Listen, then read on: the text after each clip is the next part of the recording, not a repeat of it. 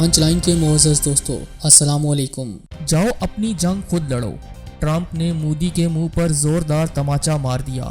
بھارتی فوج اور حکومت کو امریکہ نے بیجارو مددگار چھوڑ دیا۔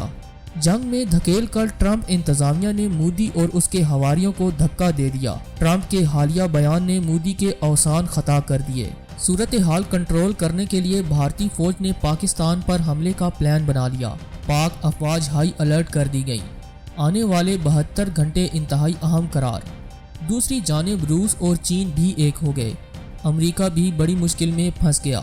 کیا آنے والا وقت پاکستان، چین اور رشیا کے راج کرنے کا وقت ہے؟ کیا بھارت کو چین نے شکست دے دی ہے؟ تمام سوالوں کے جواب آپ کو آج کی اس ویڈیو میں مل سکیں گے۔ تاہم نئے شامل ہونے والے دوستوں سے التماس ہے کہ پانچ لائن کو سبسکرائب کر کے بیل نوٹیفیکیشن بھی آن کر لیں تاکہ آپ تک خطے کی اہم اور تازہ صورتحال بر وقت پہنچ سکے۔ تو آئیے چلتے ہیں موضوع کے اصل حصے کی جانب۔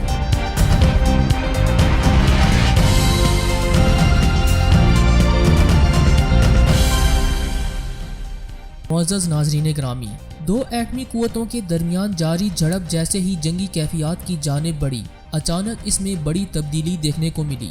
بھارت اور چین کی کشیدگی میں جو تبدیلی رونما ہوئی، یقیناً اس کی توقع نہ تو بھارت کو تھی اور نہ ہی بھارت کے حمایتی ممالک کو۔ امریکہ جو ایک عرصے سے بھارت کو چین کے خلاف استعمال کرتا آیا ہے، اس نے بھارتی سرکار کی پیٹھ میں چھرا گھونپ دیا ہے۔ ٹرمپ کے حالیہ بیان نے مودی کے اوسان خطا کر دیے۔ گزشتہ روز ایک پریس کانفرنس کے دوران ٹرمپ نے مودی کو مشورہ دیا ہے کہ وہ چین سے دوستی کر لے اور تمام معاملات حل کرنے کے لیے چین کے ساتھ مذاکرات کرے۔ یعنی وہی ٹرمپ جو چند روز قبل بھارت کو چین پر حملے کی ترغیب دے رہا تھا، اس نے مودی کو چین سے دوستی کرنے کا پیغام دے دیا ہے، جس کی مودی کو بالکل توقع نہ تھی۔ مودی امریکی شہ پر چین کو آنکھیں دکھا رہا تھا اور اب امریکہ نے ہی مودی کا ہاتھ چھوڑ دیا ہے، جس کے بعد مودی بیجاروں مددگار ہو چکا ہے۔ ٹرمپ نے گزشتہ روز کے اپنے بیان میں یہ بھی کہا کہ امریکہ چین اور بھارت کے درمیان ثالثی کا کردار ادا کرنے کے لیے بھی تیار ہے۔ امریکہ چاہتا ہے کہ بات جنگ کی بجائے مذاکرات کی مدد سے حل کی جائے۔ عالمی اور بھارتی ماہرین یہ کہہ رہے ہیں کہ ٹرمپ کا یہ بیان مودی اور اس کی گورنمنٹ کے لیے کسی قہر سے کم نہیں اور آنے والے دنوں میں مودی کے لیے مزید مشکلات پیدا ہونے جا رہی ہیں۔ معزز دوستو، اس کشیدگی کا ایک اور پہلو بھی منظر عام پر آ چکا ہے۔ خفیہ اطلاعات کے مطابق بھارت نے شرمندگی سے بچنے کے لیے پاکستان پر چڑھائی کا فیصلہ کیا ہے۔ پاکستانی ایجنسیز کو حاصل ہونے والی معلومات کے مطابق بھارت تقریباً تمام ہی سرحدی علاقوں پر متحرک ہو چکا ہے اور بڑی نقل و حرکت دیکھنے میں آ رہی ہے۔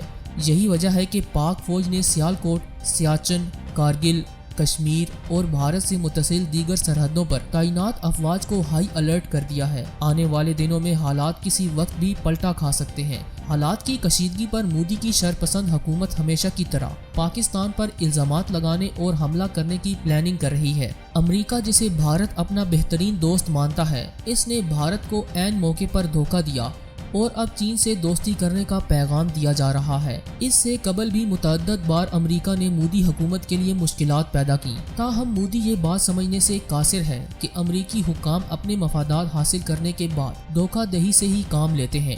دوسری جانب روس اور چین کا اتحاد بھی امریکہ، یورپ اور اسرائیل کے لیے ایک چیلنج بن چکا ہے۔ یہ کہنا بھی نہ ہوگا کہ اس وقت امریکہ کے ہاتھ سے دنیا اس طرح سے نکل رہی ہے جس طرح مٹھی سے ریت۔ کرونا وبا کے بعد عالمی سیاست میں اہم تبدیلیاں رونما ہو رہی ہیں۔ امریکہ اپنی کم ہوتی ہوئی معاشی اور عسکری اہمیت سے پریشان ہو کر دو ابھرتی ہوئی بڑی طاقتوں چین اور روس کے خلاف بیک وقت کئی محاذوں پر کام کر رہا ہے۔ اس نے پہلے چین کے خلاف ہانگ کانگ میں ہنگامے کروائے، جن پر چین نے کامیابی سے قابو پا لیا۔ اب چین کے خلاف تائیوان اور جنوبی بحیرہ چین میں امریکی سرگرمیاں اور اشتعال انگیزیاں بڑھتی جا رہی ہیں۔ یہی نہیں، روس کے گرد گھیرا تنگ کرنے کے لیے امریکہ نے اس کے ہمسائے ملک بیلاروس میں اپوزیشن کی تحریک کو ہلہ شیری دی ہے تاکہ وہاں اپنی پٹھو حکومت کو اقتدار میں لا سکے۔ جوں امریکہ کا روس اور چین پر دباؤ بڑھ رہا ہے، یہ دونوں ممالک ایک دوسرے کے قریب آتے جا رہے ہیں۔ حالانکہ امریکہ نے بہت کوشش کی کہ ان کے درمیان فاصلہ پیدا کیا جائے۔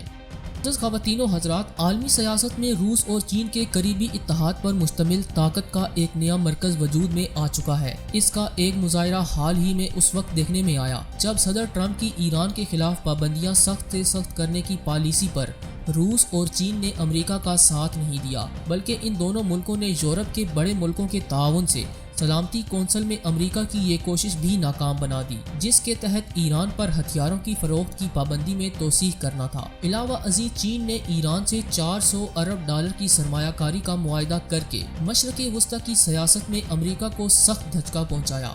اسی طرح چین نے بیلاروس میں روس نواز صدر الیگزینڈر لوکاشینکو کی حکومت کی کھل کر حمایت کی، جس کے خلاف CIA نے احتجاجی مظاہرے شروع کروا رکھے ہیں۔ روس اور چین کے بڑھتے ہوئے قریبی تعلقات کا اندازہ حالیہ برسوں میں دونوں ملکوں کے درمیان اقتصادی تعاون سے بھی لگایا جا سکتا ہے۔ کچھ عرصہ پہلے تک سعودی عرب چین کو سب سے زیادہ تیل بیچنے والا ملک تھا، اب اس کی جگہ روس ہے۔ گزشتہ ماہ میں روس اور چین کے درمیان ایک اور اہم معاہدہ بھی ہوا، جس کے تحت دونوں ملکوں کی سرحد کے قریب واقع چینی علاقے آمر میں دنیا کا سب سے بڑا پولیمر پلانٹ لگایا جائے گا، اور اس معاہدے کی لاگت $11 ارب ہے۔ روس تقریباً 3000 کلومیٹر طویل پائپ لائن کے ذریعے چین کو قدرتی گیس کی فراہمی شروع کر چکا ہے، جسے پاور آف سائبیریا کہا جاتا ہے۔ اب ایک ایسی دوسری پائپ لائن پر بھی کام شروع کر دیا گیا ہے۔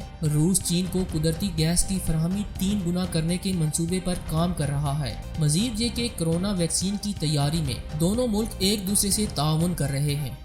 معزز خواتین و حضرات، دونوں ملک یعنی روس اور چین بیرونی تجارت کی غرض سے امریکی ڈالر کا استعمال بھی بتدریج کم کر رہے ہیں۔ ڈالر بحیثیت عالمی کرنسی دنیا میں امریکی سامراج کی برتری کا ایک بڑا سبب ہے۔ عالمی تجارت میں ڈالر کا استعمال کم ہونے سے دنیا پر امریکی گرفت کمزور ہو جائے گی۔ چند روز قبل روس کے صدر ولادیمیر پیوٹن نے خاصے کھلے الفاظ میں چین کے ساتھ مل کر کام کرنے کا عزم ظاہر کیا ہے۔ انہوں نے ایسے الفاظ میں روس اور چین کے اشتراک پر بات کی جو حالیہ تاریخ میں اس سے پہلے کبھی سننے میں نہیں آئے تھے۔ روسی خبر رساں ایجنسی کے مطابق روسی صدر نے چین کے صدر شی جن پنگ کو جاپان کے خلاف چینی عوام کی مزاحمت کی کامیابی اور دوسری جنگ عظیم کے خاتمے کے 75 سال پورے ہونے پر ایک مبارکباد کا ٹیلی گرام بھیجا۔